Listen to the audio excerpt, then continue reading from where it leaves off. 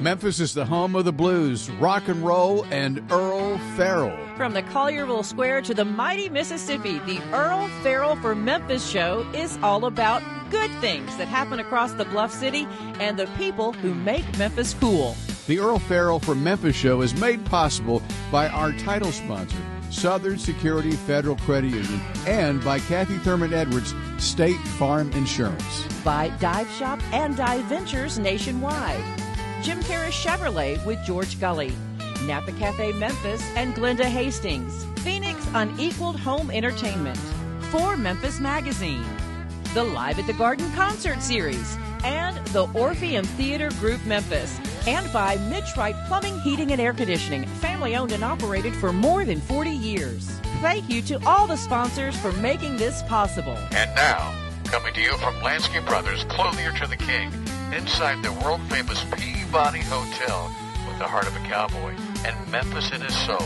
Ladies and gentlemen, here's your host, Earle Farrell. And thank you very much, and welcome to the world-famous Peabody Hotel in Lansky's, inside the Peabody Hotel. Joining me from his home in Hendersonville, Tennessee, Ronnie McDowell. Good afternoon, Ronnie.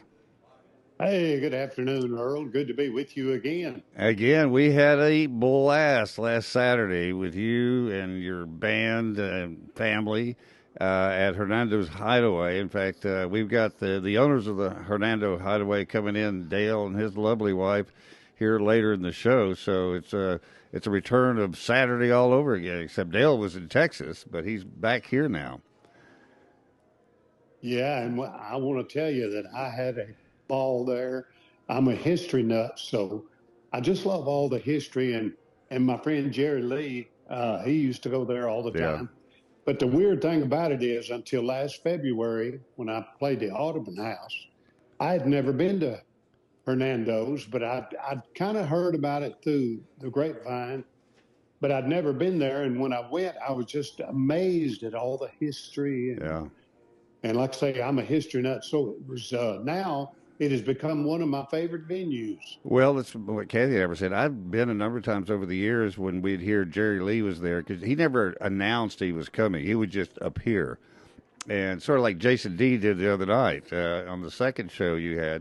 In fact, Gwen Smith is here with us in Lansky's today, and she was saying, you should have hung for the second show. She said there was standing room only in the place, and it just rocked. She said it was a great show.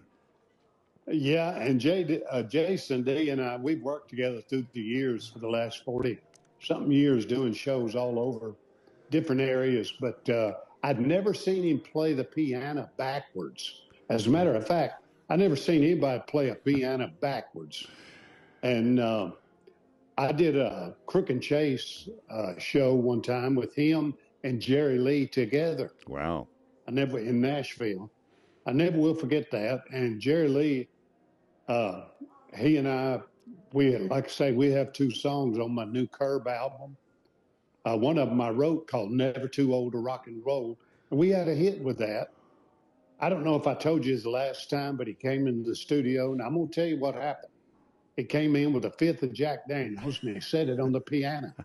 He said, now, Killer, before we do your song, we're going to do this song right here. I said, what song, Jerry? And he said, Killer, never you mind. You just pay attention. And he goes, heartache number one was when you left me.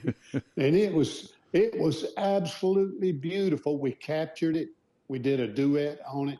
And like I say, it's going to be on my new Curb album, my duet album. And I'm just so thankful that I've got Jerry Lee on two cuts.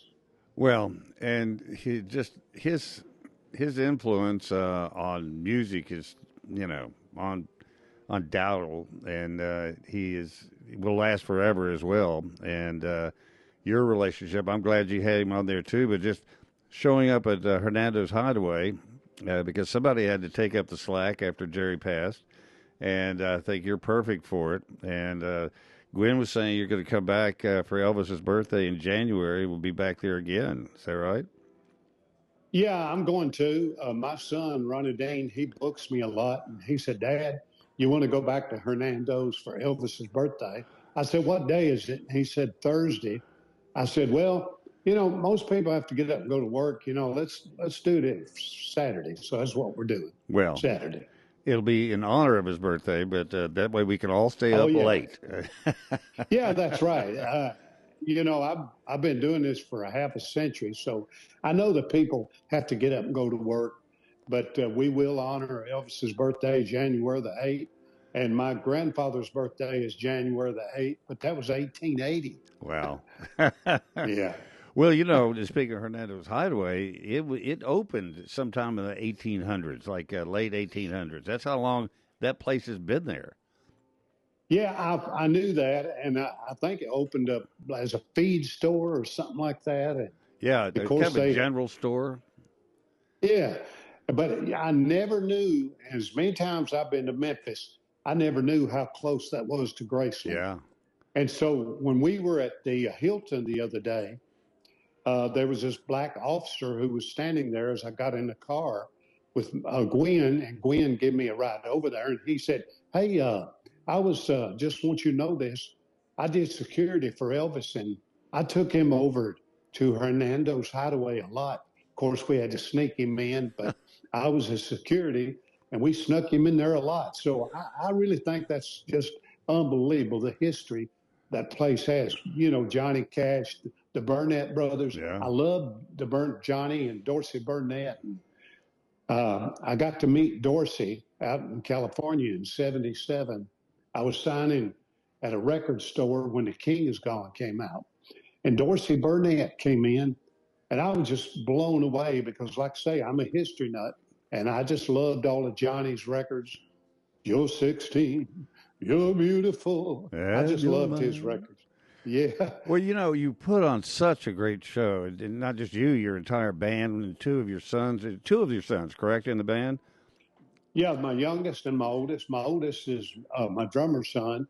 And then Tyler Dean, he signed with Curb Records when he was 9 years old. Wow. Well, Yeah. I do need to put in a plug for Hal Lansky, because you guys were both looking sharp the other night. Had on a couple of Lansky jackets, as I have one on today. And you really look sharp. I mean, it kind of steps your game up a little bit, doesn't it, wearing a Lansky's jacket? Well, and not only that, Hal said this is the jacket he wore on his debut on the Louisiana Hayride. That's And exactly there and then again, I'm a big history nut. Yep. And George Jones and I and Billy Walker, we were friends for 40-something years. And did you know, Earl, that Billy Walker and George Jones never told me that they were there the debut night that Elvis debuted? I still to this day, I can't understand why they didn't say, well, we were there that night Elvis debuted there. But they never did. And Johnny Horton, and I'm the biggest Johnny Horton freak on the planet, and he was there that night. Wow. Yeah. Well, it could be sort of like Woodstock, though. I talk to people my age all the time and your age, and then 90% of them say, yeah, I was at Woodstock. I say, well, somebody's lying, because there was only 1 million there, and everybody and their dog was there, as it turns out, because, you can't identify anybody when they were all covered with mud. But your show, I got a chance to come back to the green room and meet you in person the other night. And I was telling you how much I enjoyed the show and how it reminded me of the guys that used to really, like Dean Martin and Frank Sinatra, that really put on a show. And you leaned into me and you said, Earl, it's entertainment. And you're right. Well, you know what, Earl? I have that philosophy that this is called the entertainment business. Yes. It's called show business. And you got to take care of both. You got to take care of the show, got to take care of the business. But I grew up watching Ferlin Husky, who's one of the best entertainers ever. And of course, Dean Martin is one of my heroes like crazy. I still use some of his jokes. But I just, I don't know if you know this, but Al Jolson was considered the world's biggest entertainer. And I don't know if you know this, that movie he did, the Al Jolson story, I watched that. And he was the first one. He said, I want a runway right down the middle of the crowd because I want to get with the crowd. Yeah. And he was the first one to get off of the stage and get with the people. And I do that too because I watched that movie. But I feel like, the crowd, they're the ones that make who we are. So I like to involve them. I always like to find out who's been in love the longest amount of time. And I got to tell you, the other night in Michigan, I asked this lady, I said, how long y'all been married? She said, 67 years. I said, good Lord. And by the way, his name was Earle. And I said, Well, it wasn't Earle, me. I said, no. But I said, so what's it like being with Earle 67 years? She paused for a minute. She goes, you get used to it. You can get used to I guess so. anything, right? But you I are, guess so. because you go around and you just talk to people, then what you're saying, you'll stop and tell the story, then you'll just start talking to somebody. And what I love about, which is one of your real talents, is you have no idea what they're going to say or do, but you just roll with it, whatever it is, which makes it fun Yeah. for everybody. Yeah. And I like to incorporate the audience with the show and make them feel like they're a part of it. And when they leave there, I like for them to go, I don't know about us, but that guy was having a ball. And it is. You want to think that they're having as much fun as you because it is a party. That's what makes it a party. Yeah. And it makes it fun. And no offense, I never will forget when I worked with George Jones all those years. He would, after I'd come off, he'd go, okay, y'all see where Ronnie was all over this stage back and forth? George would go, you see this 4-foot circle? I'm not moving out of it. And I see them all the time. They come on stage, they plant their feet. If they play guitar, they got their guitar, death grip on that. They sing their song. They don't say hi, bye, or anything else, and that's their show. And they walk off the stage. Don't mention where they are. They love the people there, and so I think that's one of the real things that makes you such a great entertainer. Plus, your whole family. It's obviously you all really like each other, get along, and they enjoy the show just as much as you do. Yeah, they do. And my nephew was there too, Jody McDowell. He was on the piano and one of the most talented little kids. When I was, everybody thinks it was Elvis totally, but, he's my total inspiration. But when I was a little boy, I was trying to sound like everybody. I mean, Marty Robbins, I was trying to do Ferlin Husky. As a matter of fact, Ferlin called me up just before he died. He said, Ronnie McDowell, this is Simon Crumb. He said, I said, Ferlin, I love both of you boys. Well, that was his alter ego. He said, Ronnie, I'm being inducted into the Country Music Hall of Fame, and I want you to come down and sing Gone for me. Wow. So when I got down there, it was nobody but just like Barbara Mandrell, just industry people. And I was up there with the Jordanaires, and Ferlin and I, we knew each other, and he loved my version of Gone. But I did my version. But I told the whole crowd, I said, when I was a little boy, I was trying to sound just like Ferlin Husky. So soon as I started with the Jordanaires and Miss Millie Kirkham, who sang on that record, Miss Millie, who also sang on Elvis's Blue Christmas. That's her doing the high part. Well, me and Miss Millie worked together for 40 years. So anyway, soon as I started that song, since you gone, I was doing Ferlin's version. I stopped doing Ronnie McDowell, and I jumped off the stage, and Ferlin was right on the front row, and he had tubes in his nose. He had an IV in his arm. Wow.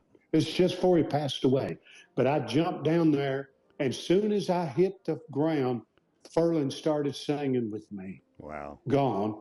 And that was still to this day one of the biggest thrills of my life. Well, I think that is one thing because you talk about all your heroes in your show and how you were influenced, just like you're telling us now. But I think that it takes everybody back because we all remember those people. And that's the thing about country music, too, is that those people will be, icons forever. Yes. And if you like them, then that's another reason people feel like that you have something else in common because you love the same people. And you honor them by singing their music and continuing to go out and do what you do. What's the next stop for you? Where are you headed next? You don't ever stop. I know that.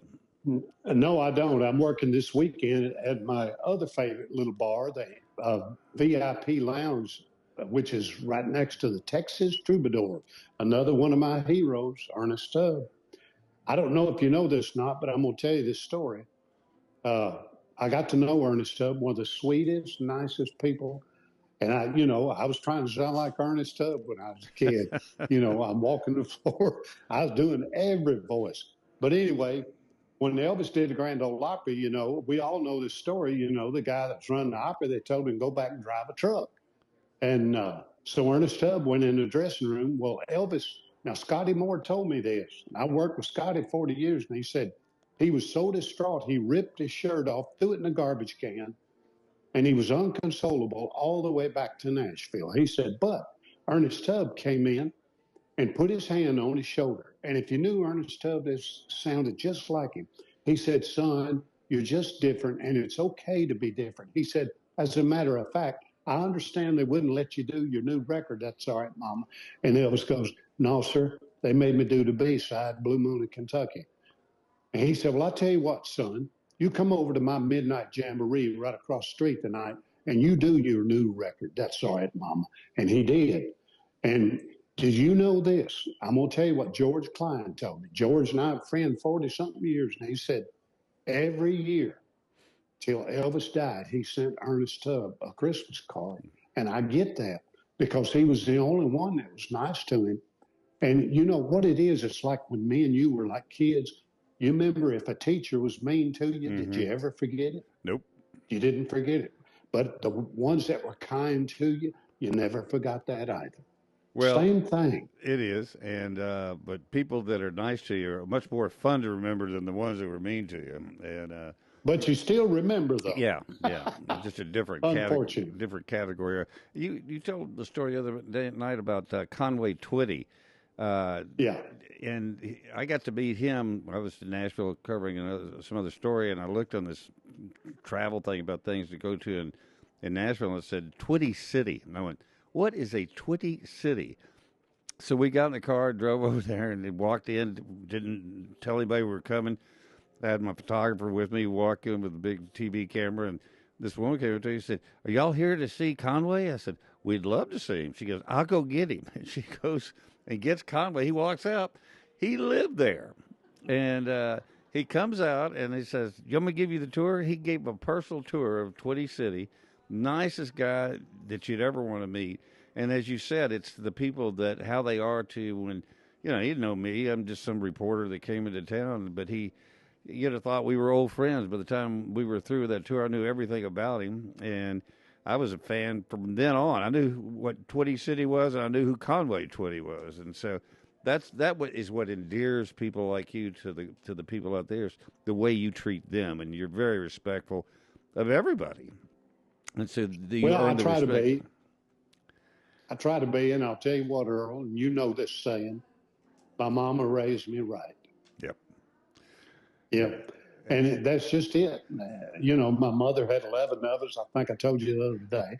And I'm number 7. And she was the best little mother ever on this planet. Never heard her say a curse word. I never heard my dad say a curse word. But I will tell you this. Everything that's good about me, I got from my mother. Everything shady, Daddy. And you don't mind saying it. No, I don't. Well, Ronnie, it is always good talking to you. I feel like we're friends now, and anytime you're anywhere around here, let me know, and we'll certainly promote you and get you back on. But hopefully, if we don't see you before January, we'll see you in January on Elvis's birthday. That's Saturday night. Well, Earl, I got to tell you, Gwen Smith was responsible for me getting up at 7 o'clock in the morning for 2 or 3 days and hitting the ground running, doing TV, all kind of radio. But I will tell you this, Jerry Phillips, I haven't got a chance to talk to him, but I got to go in his dad's office. And like I told you, I'm being redundant. I'm a history fanatic. I've never seen anything like that in my life.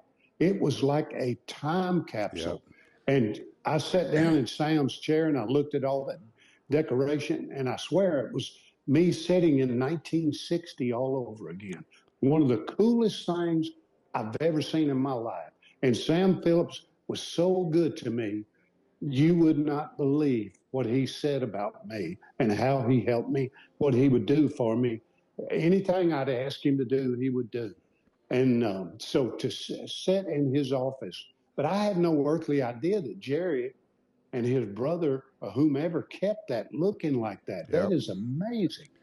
Well, and at Sun Records, just down the street, which used to be theirs, they took Dewey Phillips' studio from the Chisca Hotel and moved it to Sun Records upstairs.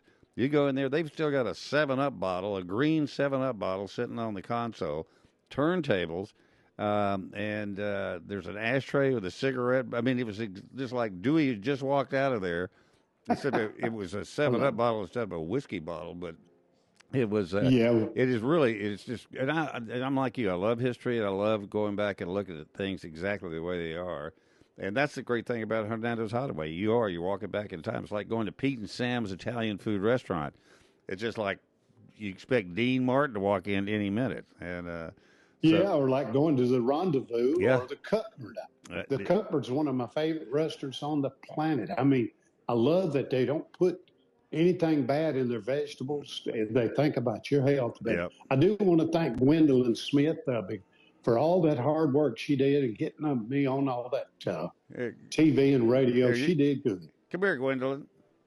Ronnie's talking about you. Talk good about you. So come over here and get on the camera, and we'll let you say hi to him. Hey, there she is. You can tell her hi yourself.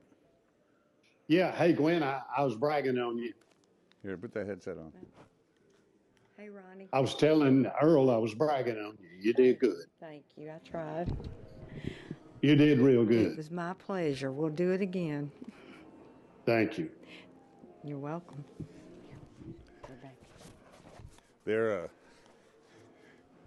She's a very hard-working person. She loves you, and along with everybody else. So you don't get that kind of respect and hard work out of somebody that you don't even pay because they just love you and love helping you out.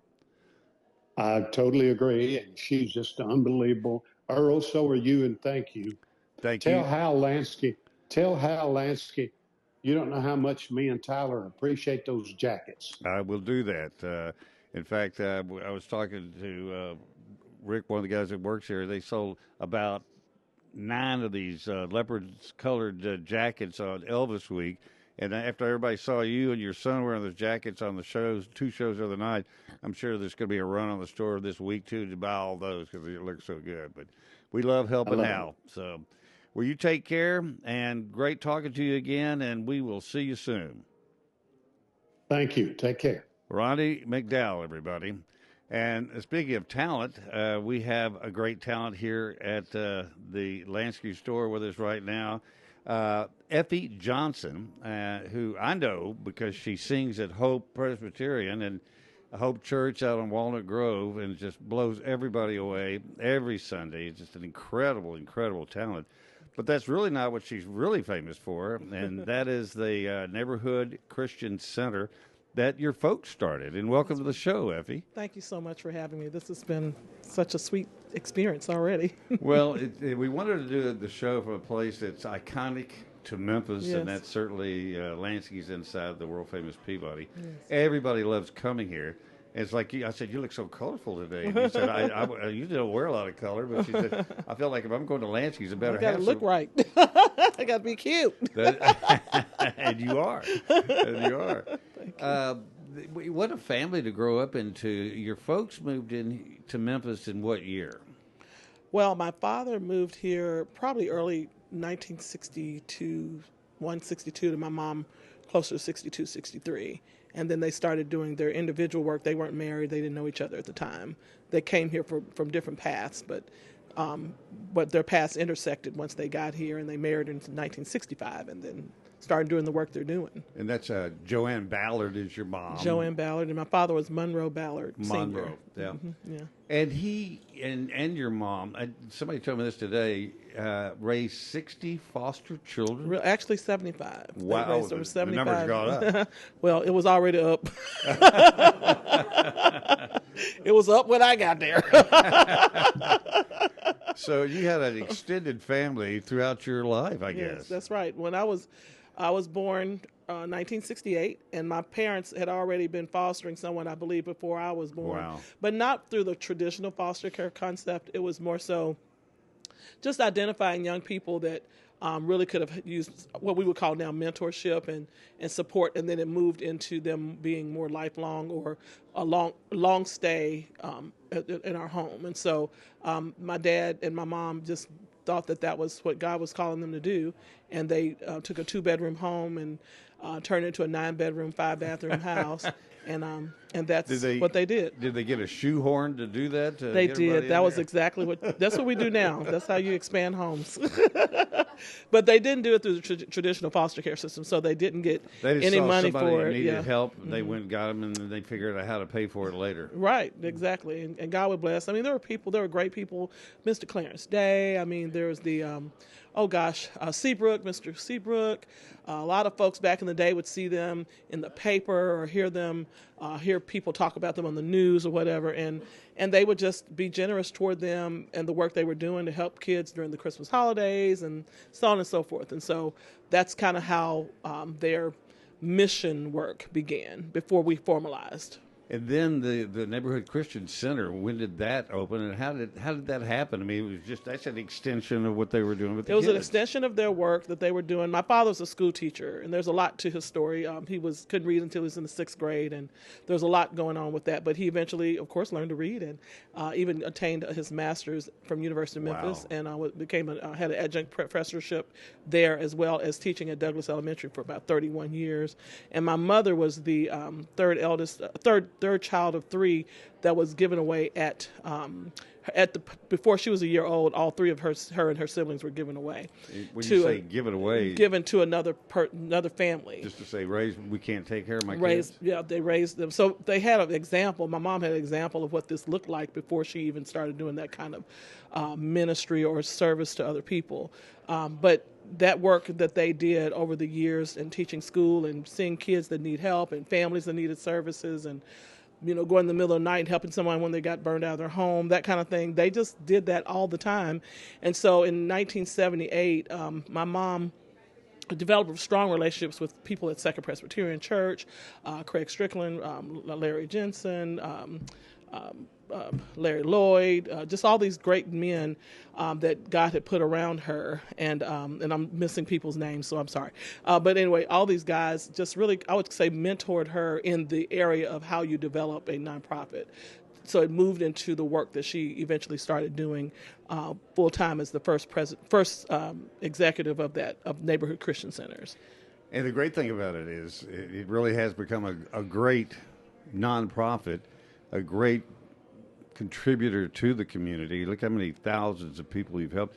The first time I started going there was when I was at Channel 3, and we would hand out air conditioners and fans every summer. Right. And that was the first time I got there, and I said, so what is this place? It's like a community center? I said, well, sort of, but it's not paid for by the city. It's not part of government. It's It's friends of the organization. Yeah. It's friends of Joanne and Monroe, and friends of our board, and friends of us, and even our extended staff. We have many staff that work for us for some of them 7, 10, 15, 20. We have someone's been there 35 years. And so God has blessed us with varying different ways of developing, cultivating relationships that have been long-standing over the years. It's like with church health. People come from all over the world to study church health. Do people come from everywhere to study Yes, we get calls all the time. My mom is 81 as of next Thursday or this Thursday. Oh, tomorrow, honey. My bad.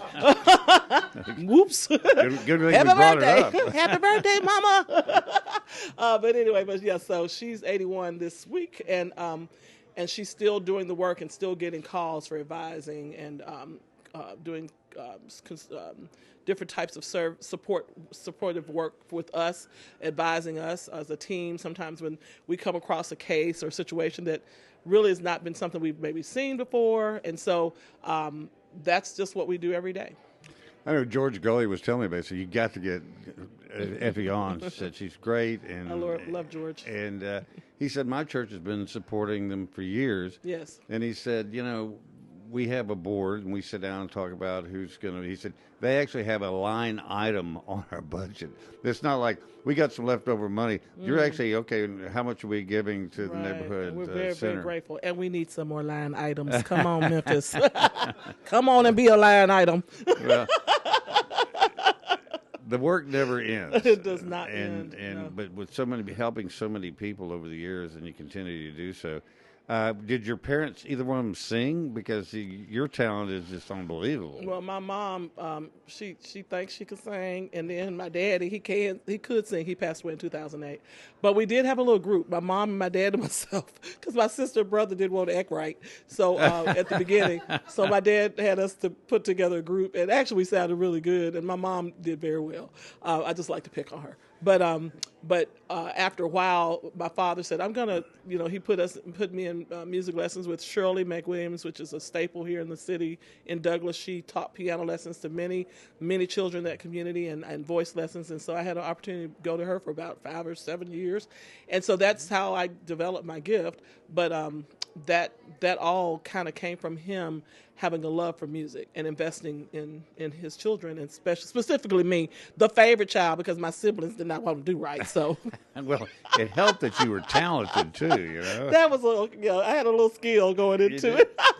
I mean, nobody sings "Oh Holy Night" like you do. Was that power always there, even when you were a little girl? I think I had some power there. I think that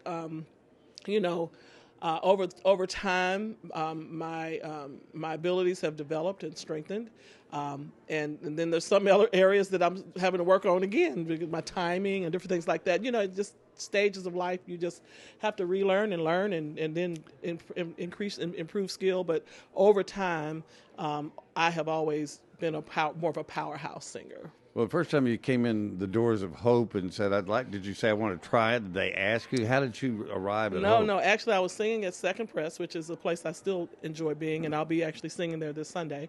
But I was working there a lot, singing there a lot, and Donna Hout, who plays at Hope as well, she and I were both working there too. And she said, you know what? We need to have you consider being at Hope. And so almost 29 years ago, we had that conversation, and about 28 years I've been there singing. At the original, I was the choir director for like 13 years, and then just frontline singing for many years after that, and still to this day. They're kind enough to let me continue to sing. They'd have a fist fight on their hands if they ask you to leave, because everybody at Hope loves you. Well, I love them. It's really an amazing church every Sunday, every service. You go in there, and it's. I remember we started going there when it was in the gymnasium. Mm-hmm, that's right. We were all there. All of us were there together at that time. Before they built the big tabernacle, the big. Before they even built South Hall. Yeah. We were in. Which gym were you in though? You were in the South Hall gym, or were you in the original? The South Hall. Okay, so you were in the third phase. Yeah. Okay. Yeah. My bad. I was there before. Yeah, you were there before me. You're just a young thing. I got there. I got there quick as I could. You did well.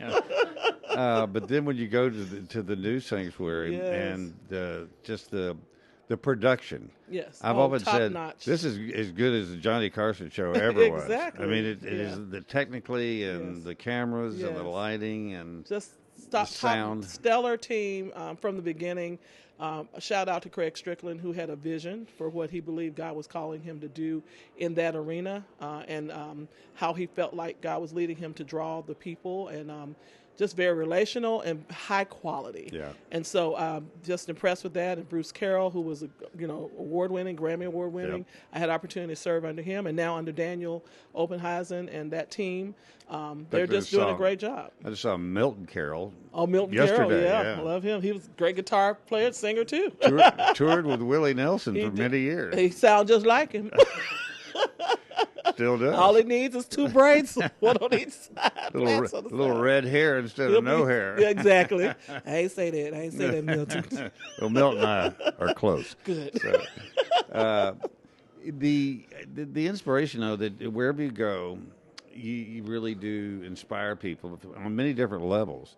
But I think the biggest gift to the community is the neighborhood Christian center, because it's a building, it's an icon. Yes. And it'll go on long after your parents, long after you, yes. because of the people you brought to it and continue to do it. If somebody, either an organization wants to help support the center, or people that want to go to work there, how do they get in touch with you? Well, you come to go to NCC Life. org, and you can consider being a volunteer staff person, or you can give online. You can write a check to us and send it to 785 Jackson, and all that information is on our site. We serve 14 different communities, and we have 14 locations in about 6 or 7 different communities. And so we are serving 30,000 people a year, and I promise you, today is one of those days I'm trying to not cry because it's tough out here. Yeah. Well, so I appreciate the support. It is, and which is one of the reasons we started the show here. We wanted to talk about the good things in Memphis, and you're certainly one of the good things out there. And unfortunately, you just don't get the exposure because anybody will be getting shot over at the center, and that's what makes it. Sometimes you might have some things that happen in the communities we serve, unfortunately. But God has been faithful to us that we have a great team that has learned to work within those challenging areas. And I remind people that there might be challenges, but the people that live there are good people. And they're people that want their children to have a opportunity to have a better life, and so we're there to serve them and to help them. We had 17 youth to graduate from high school this year. 14 of the 17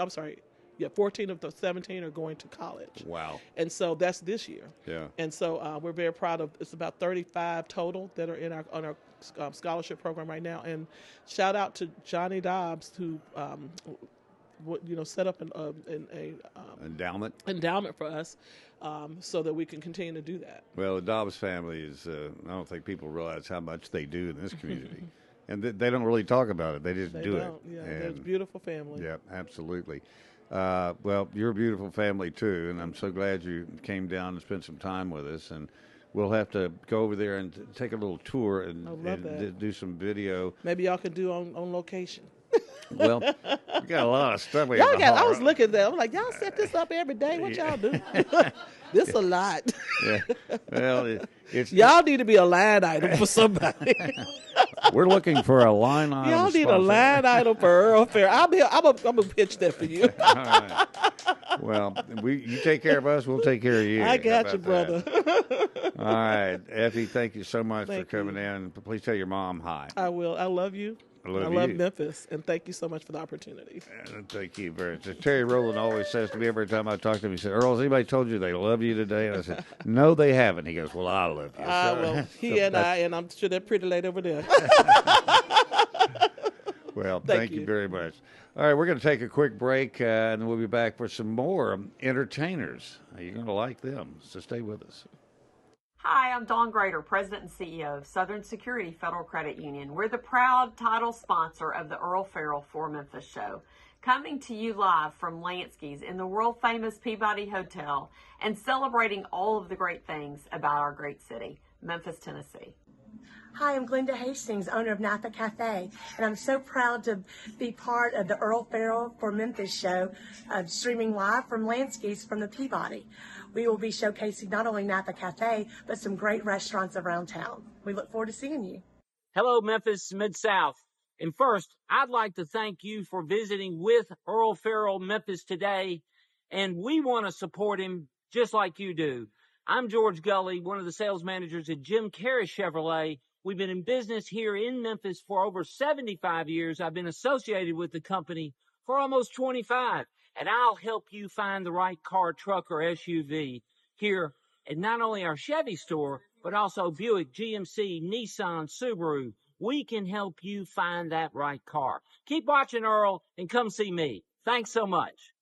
Hi, I'm Kathy Thurman Edwards, State Farm, and I'm so excited to be one of the sponsors for the Earle Farrell from Memphis show, broadcasting live from Lansky's at the Peabody. And I'll tell you all about what we've got going on at our office. Gift cards for quotes. No purchase necessary. I'm better looking than a lizard. Hi, this is Randy Wright from the Dive Shop and Dive Ventures in Memphis. We've been in Memphis over 64 years teaching people to dive, snorkel, and swim. We'd love to have you come join us and have some fun. We're also a part of the Dive Ventures group with 18 locations across the country, stretched from Phoenix to Vienna, Virginia. Please give us a call. We'll be able to take care of you at 999 South Yates in Memphis, or call us at 901-763-DIVE. Hi, I'm Brett Batterson, President and CEO of the Orpheum Theater Group in downtown Memphis. We are so pleased with our partnership with the Earle Farrell Show and very happy that he is broadcasting live from Lansky's at the historic Peabody Hotel. We're all here to make Memphis better. Hi, my name is Jameson Totten, and I'm the director of Live at the Garden and the Radiance Amphitheater. And we're so excited for our 25th year of Live at the Garden here at the Memphis Botanic Garden. We've got a great lineup for you this season, so come on out. Hi, I'm Olivia Wall, Director of Marketing and Communications for Memphis Botanic Garden and Live at the Garden. We've had Earle Farrell right along the way for the past 25 years, and we can't wait to talk more about the season this summer on the Earle Farrell for Memphis show. So come out to Live at the Garden. Our first show's on June 21st. Hi, I'm Mitch Wright. And I'm his son, Mickey. And we're the owners of Mitch Wright Plumbing, Heating, and Air. And proud sponsors of the Earle Farrell for Memphis show. We're thankful to be part of the Memphis community. We've been in business for 42 years, taking care of people and loving the people of the Mid-South. Hey, my name is Jake. I'm with Phoenix Unequaled Home Entertainment. I just wanted to introduce myself and kind of what I do here at Phoenix. I'm a sales engineer. A lot of the times we talk about home theaters, but there's so much more that we offer. We offer a lot of home security solutions, as well as water detection and everything. So if you guys ever need anything, give us a call. We'll get you guys fixed up. And welcome back. Joining us here at Lansky's is Dale Watson and his lovely wife, Celine Lee Watson. We were at their place this past Saturday with Ronnie McDowell and had a great time. What a night. And I met Dale. He's been on my radio show before, and he's from Texas. You're from Houston originally, right? Pasadena, which is pretty much Houston, yeah. I mean, that's, you know how that goes. The sprawl, urban sprawl, Houston ate up Pasadena, but pretty much the same. And everything else in the area. Yeah, right. But you've been just got off the road in Austin? Yeah, I mean, I've been on the road for about 40 days now. He's been all over the West Coast, so, Midwest, wow. Seattle to Montana, to Southern California. Idaho. 40 dates he was out. Wow. Yeah. Now, you do play everything, but I mean, is it probably like country rock? Would that be? Oh, no, not at all. No, just well, I call my stuff what I do. Because try to say that I'm country would be very, very misleading. Because when you say country today, people think of Kenny Chesney, and I don't even know who the new guy on the of the month is. But yeah, my stuff has been consistent. Kind of country music I play was kind of country music I grew up on. Johnny Cash and Conway Twitty, and Merle Haggard, Willie Nelson. You know, that's the type of country music I do. But I do original music, so I call it Ameripolitan just because if I say Ameripolitan, you get that glazed look in your eye, like I don't know what you're talking about. But what it is honky tonk, western swing, rockabilly, and some outlaw country. Well, it is what most people my age really like. Right. I mean, that's what we grew up on. And oddly enough, it's what most people used to call country. Yeah. Right. Well, and I've talked to people from Nashville, and they say what's happened in Nashville and Austin is they've become the new pop country. It's pop music. And with it's cookie cutter stuff. I mean, they all sound just alike. They all have the same kind of production. And they don't want to, the people that are producing that music don't want to do anything else. No. They've got a formula, and they're sticking to it. Absolutely. So, but what was it that, and we talked about it before, but tell me again, that got you to come to Memphis and want to buy Hernando's Hideaway? That's a good question.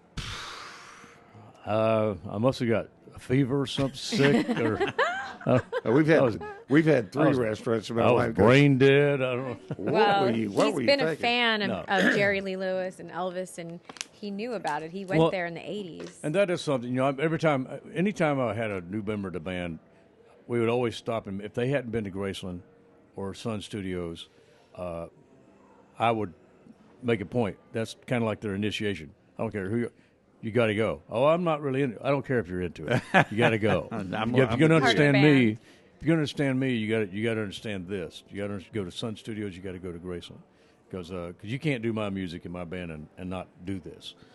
So it was just a tradition always going through Memphis. And I would go. My dad lived in Jackson, Tennessee, so I was going up 59 all the time from Houston. You know, straight up 59. I made that trip many times. Yeah, you know what I'm talking about. 59, 30 into Memphis, and then. And how many albums have you done in Memphis? Yeah, I've done a lot. I've recorded a lot of throughout the years. Sun Sam Phillips. And my studio here called Watson. It's in our Airbnb. It's in our Airbnb. It's his little man cave. But to get to your studio. question, though, was she was coming through here on her way to Nashville to do a show. Yep. And you were looking for I an was Airbnb? looking for an Airbnb, and I was like, oh, there's got to be a bunch of Elvis-themed Airbnbs. Me and my girlfriends wanted to stay, and we couldn't find any. I don't think there really are. We're the only one that has it now. Yeah. And we bought a little house right down the street from Graceland, and we turned it into an Airbnb that's like a 1950s time capsule. And so that's what started our Memphis journey. And then while I was here, a friend told me about Hernando's might be for sale. He says, wasn't a list or anything. I wasn't even looking. He said, I said, Hernando's? I remember coming here. Like I said, every time I always stop, and when the 80s came? Yeah, I came to see Hernando's. I think it was 82. I went through here, and same building, same thing, but, Smoky, it's dark. different inside. Yeah, you walk inside, Scary. you got the two doors.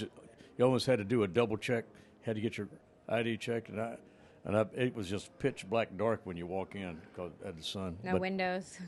It's still no windows. Still no yeah. windows.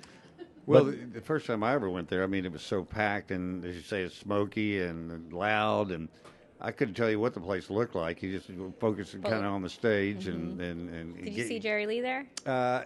Yes, but you never knew when he was going to be there. Right. And word would spread even before. He called it his office. Yeah, exactly. I mean, we. That's cool. When I was there, I seen the band set up on the bandstand, all the stuff. That apparently they had a house band. And talking to Linda Gale later, Linda Gale was the house band forever. It's Jerry's sister. Yeah. Well, the first time I met Jerry was with JW. They were at this nightclub in Memphis, and I go walking in with a date, and I'd met JW before, and JW says, "Come on, meet Jerry."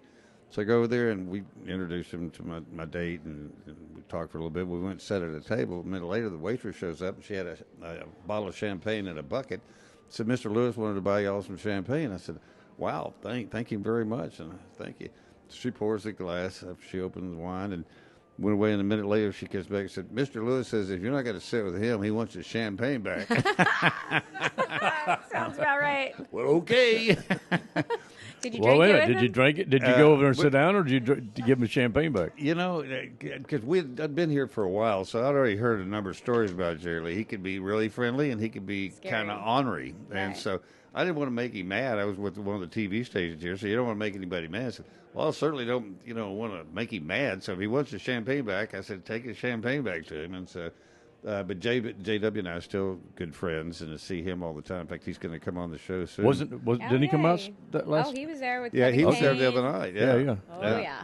Yeah, I love JW. He's been Kevin a good friend. Kane, he had Kevin Kane singing and dancing.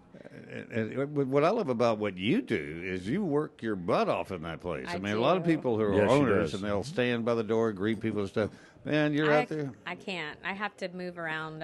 I'm very aware of customers and just making sure people are happy. So. Well, that's what a real owner does, is gets involved with the thing, and then you work harder than everybody else. I have to. And you can sing. You got up on stage with Ronnie, and I was going, wow, she could really sing. And you have a good time with it, just like we were talking to Ronnie. That's showbiz, is to be. It's having fun. That's yes. what Dale always said. He taught me when we first started singing, and he said I got that one to rule all in my his band. bands. I guess on my band, I tell them only one rule whatsoever is have fun. Yeah. Once you stop having fun, it's not worth it. Shouldn't be in the band. Well, that's what the audience is looking for. They're going out to be entertained, and it's like Ronnie said to me. I said, "You really put on a great show." I went back to the office, to the green room, and met him. Yeah. Gwen took me back there, and I said, "You just put on such a good. You He's interact such an with entertainer. And he said, "It's called entertainment." Showbiz, baby. I get it. But that it really is it. The people that get it, there's so many. And if you're having fun on stage, everyone else is having fun. That's what Wanda Jackson also told me when I met her for the first time. She said, "Honey, if you're having fun on stage, everyone else around you is going to have fun." And smile. Yeah. I don't know. I think I may have more fun than sometimes. Well, that's okay. I mean, it does transfer. And if you're having fun, it makes them. Well, he is Mr. Entertainment as well. He is like the Johnny Carson of country music. And Well, and you're going to with be almost as many wives. You should have learned. How many from, did he have? You should have learned from Johnny. That's, oh well. He watches Johnny Carson reruns all the time. He always steals his jokes. I do steal his He jokes. still is the best. The best. He was the best TV show host ever. He was the best. Him and Dean Martin are Dale's favorite. Yeah. And Frank Sinatra. Mine too. I always loved Dean, and in fact, I had Dina, his daughter, on my show several years ago, and she does a live video podcast every afternoon. So cool. In the afternoons as well, but I don't think she does it every day. So I'm still trying to get her to come back. One of the nicest people. Where is she based? She was in Branson, but they also have a home in L.A. Okay. And her husband's her manager. He goes everywhere with her. I love cool. the roast. Yes. I got all the roast on the he's got DVD. the DVD you know. roast. And you know the thing roast. about And that that was show. there was never any bad language. Right. It was just funny. It was funny. Comedic gold. A lot of stuff wouldn't fly today, but it was funny. But nothing flies today. Right? Well, you know, it's who does it? I mean, Right. Don Rickles. I mean, for years they found him in alleys beat up from him insulting people until he got on the good side of Frank Sinatra. Right, and once right. he made Frank laugh, nobody was going to touch Don after that. Right. He was protected. The in the world, because more and more people are saying, like Seinfeld said, he quit touring colleges because everybody got so woke Offended. and you couldn't do anything or Couldn't say do a it. joke. Yeah. Nowadays, that's. But I think it's kind of swinging back the other way. I think it always does, right? It is. Yeah.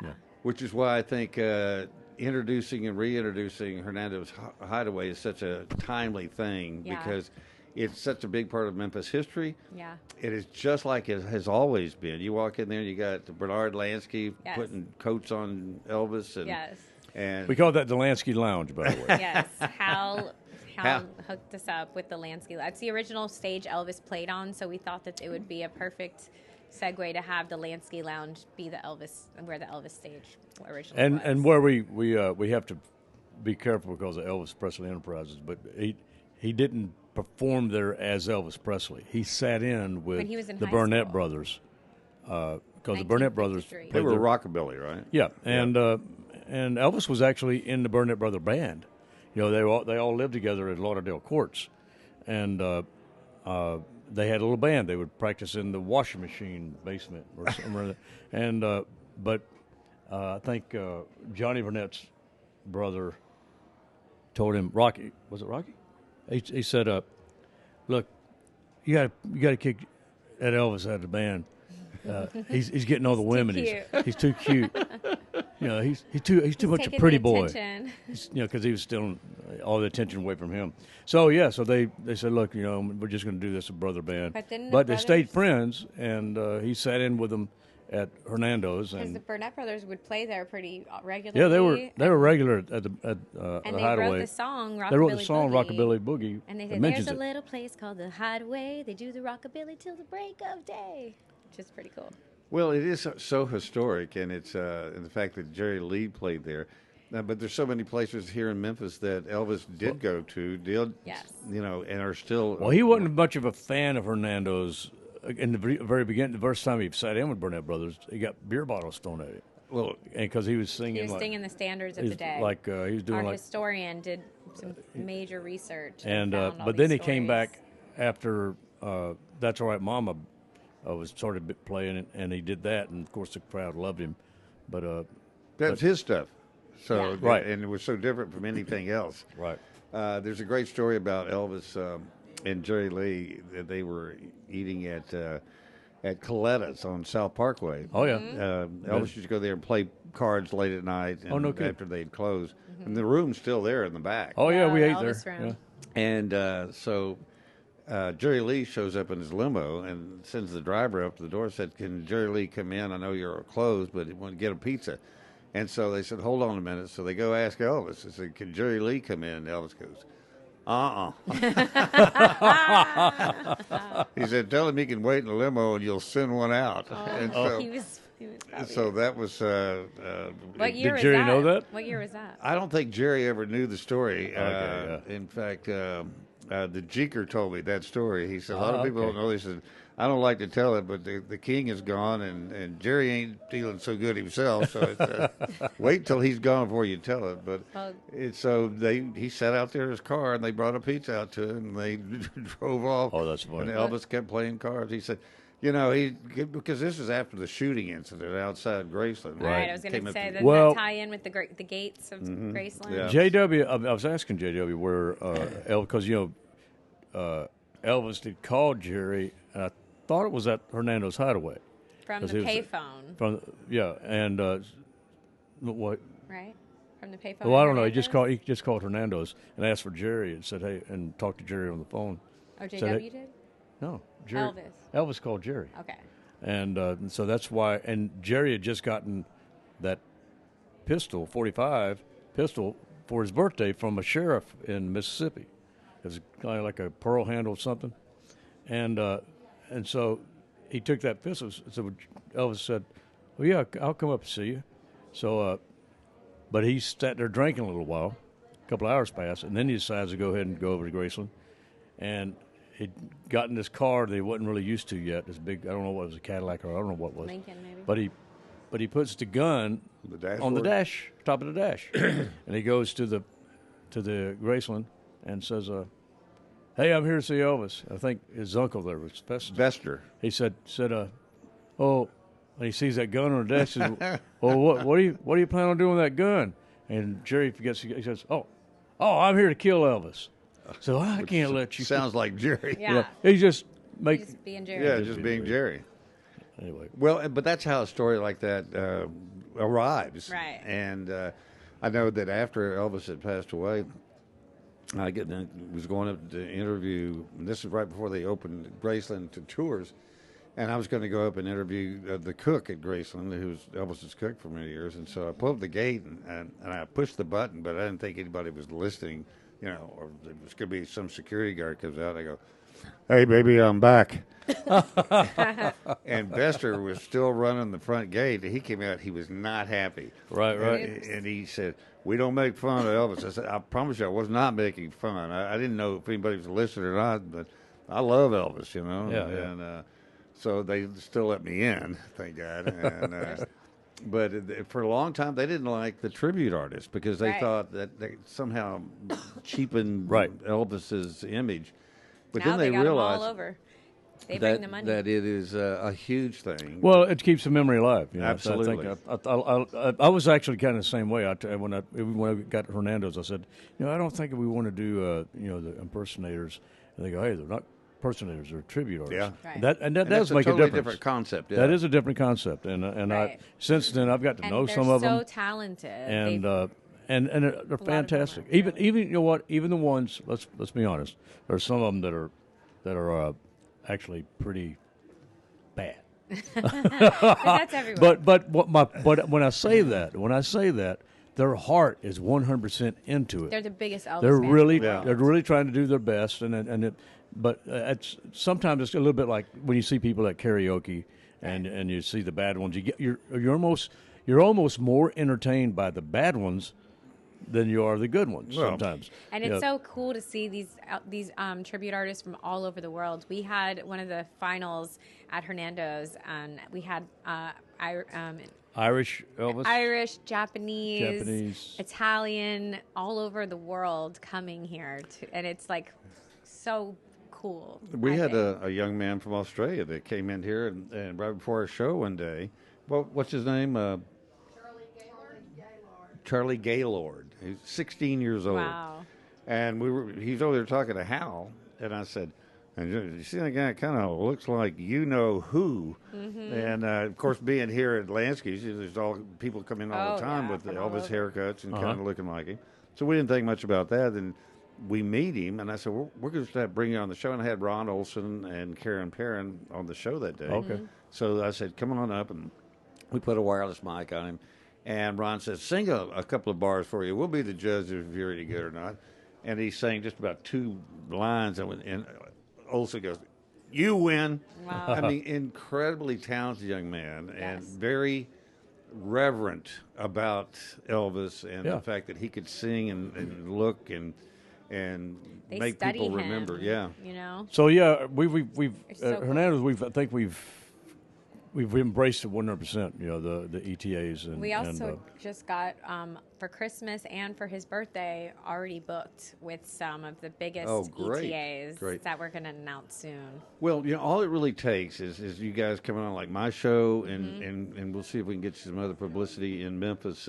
Is letting people know that who y'all are. Yes. That has a lot to do with it. Yes. And the fact that that it's the cool place to go, because there's really no other place like that anywhere. Here. And it's also, I'm trying to change the narrative of people coming to Whitehaven, especially our locals. You know, people are like, I'm too scared to go to Whitehaven, you know, and I'm trying to change that narrative and get people to come. And I did know you had a security car parked out front with its lights on. Yes. And I said, well, that's and good. They patrol all night, all day. They're there, and everyone feels really comfortable about that as well. Another reason. Because it's everywhere, you know, but... Oh, we had a prowler in Collierville the other night, right. So it is everywhere. And so we just want people to know that you're protected, and it's once they get there, they're like, oh my God, if they've never been to Hernando's, they're so like that's what Kathy, pleasantly surprised. My wife said, we never felt threatened in the least going there. Yes. And of course, I've been in news for almost 50 years here. I've seen everything, and I was with the sheriff's office as a spokesperson. And I go everywhere, still do. Right. You just learn to watch people. I mean, you're going to cities you've never been to before. Right. And I tell her, well, I don't even, not even just because she's in Memphis, but anywhere. I said, keep your head on a swivel. Stay up your phone when you're going, just common sense stuff. And use your instincts. Right. If somebody looks like they're standing around doing nothing, they're not standing around doing nothing. You know, they're looking for a victim. And so just stay away from them. And but we have a great family there. Everyone that works there, we're a family, and I love just people coming in and seeing what we've done. And I know this is a bold statement, but I'm about going to go ahead and make it because a friend of ours, Aaron Cohen, he's doing our barbecue stuff. We're elevating our menu. Yeah, I'd heard you got a new chef. Yes, we got a new chef, but we also got a new Texas only guy that does barbecue only. And it's Texas brisket. Yes. Because there is a difference. He specializes. Here's the thing. Well, we're doing Lone Star. What is it? Lone Star battered. We're going to be doing Lone Star beer battered catfish. Wow. Yes. And we're going to be doing smoked trout that we're getting from a local fishery that's in between Nashville. So we're going to be utilizing fresh ingredients and like just seasonal stuff and small amounts of things so that they sell out quickly, kind of like what they do at the Texas barbecues where they buy a certain amount and then it's sold out. Every barbecue place in Texas opens up at 11 o'clock and they close when they sell out of brisket, which is usually about 2 o'clock. Yep. Right. Exactly. Well, we're going to be starting open for brunch. We're opening for lunch tomorrow. Tomorrow's our first lunch. Will you have brisket then? We will not have brisket yet, but we will have brisket next week. Okay, I'll come in. The smoker comes in, Yeah, we're going to have an in-house smoker. The whole house is going to smell so good. And we also have vegetarian. Cook on hickory, because that's what they cook on in Texas. Exactly. Everybody here does white oak and some other stuff. But he is a hickory guy. Good. You're on target. And when I had my last restaurant, I bought all the Lone Star beer in the county. People love Lone Star beer in Memphis, and that ties right in with He's your the one place. that got it here during COVID. It took me us 2 years to get it to Memphis. Get Lone Star beer in here. Well, it's because they don't think anybody will buy it here. And I said, no, that some store had about 50 cases, and I said, I'll buy all of it. Yep. I bought it. And I love it. Long neck Lone Star beer, man. Yeah, that's all he drinks out of. And he just got it in Nashville on Broadway at Robert's Western World. They just did an official launch of Lone Star beer in Nashville on Broadway. Well, I can always say you can never bring too much Texas to Memphis, you know. Yeah, we love to blend it together. It is. You know? Well, you know who always says that? Texans. Yeah. That's about it. It is true. It is. People say, well, why do y'all think so much of yourselves? I said, because it's Texas. It's Texas, baby. I will say this. It's a lot more fun living in a place away from Texas than in Texas, because Texas is just covered up with Texans. Yeah. And you get here, you're unique. You know what? I would make this note though, because I tell people this all the time because they always ask me, because I tour so much, which barbecue's better. I go, now this is apples and oranges, because Texas does brisket better, but Tennessee does pork better. Oh, I agree. I think that's a pretty hands down thing. The thing about here, you can find some exceptions, but even the people at Baines Barbecues at Texas Style, Love those guys. And they cook it long enough, but they don't use hickory; they use white oak. Mhm. And it's a very subtle little thing about it, but just smelling the hickory when you pull in the parking lot, Yep. you go, I'm home. Mhm. And it does. And most people that do brisket don't cook it long enough. Yep. They cook it 10 hours, even 12. 14 is good. Yep. 14's about Agreed. Yeah. And but once people taste real Texas brisket, We sold out like that. So Aaron was very specific, and he was Aaron, excited. He's so passionate. Well, put it this way: Aaron Cohen he won Yes. the Memphis Best remodeling. because And he's a contractor, right? He just his business just His won. business just won best in Memphis, and he says next year I want it to be best in barbecue. well, I was going to say, I'd rather be the best at barbecue than the best at But it's remodeling. good to have both worlds, on Keep our your day team. job. Yeah. He's pretty darn good at what he does. He's very passionate about everything he does. You're playing Hernando's tomorrow night. Yes. Tomorrow night. Is still tickets available? Yep, there's some tickets and you can get them at the door too. Okay. And yep, we already got halfway sold out. So Well, I will tell you this: go see him. I'm going to Come try on. to get over there, and I'm going to do everything I can to help y'all. and we're going to be bringing Texas two-step, and Dale and I are going to be teaching it tomorrow because people in Memphis, we did a two-step lesson. I just found out about this. Yes, he automatically teaches anyways. He has Wait. a song called "Quick, Quick, Slow, Slow." So Anybody that's it'll ever be- been to Billy Bob's knows about the two-step because they get those people out there. Well, all I know is Memphis showed up when we did the two-step. We did free two-step lessons. We had 30 couples show up, and Yeah. they loved it. And they're like, "We want to do this all the time. When is the next one?" So Well, I wish y'all all the success in the world, and have a Thank great you. show tomorrow night. And Thank you so anything much. we can do, I appreciate We're it. there for you. Spread the word. We Yep. don't want to be the hideaway. We want people to know about it. absolutely. Dale Watson and Celine Lee Watson. Thank you, y'all. Earl. Thank you so much. Appreciate it. Thank you. That's our show for today. Thanks for watching, and we'll see you next time.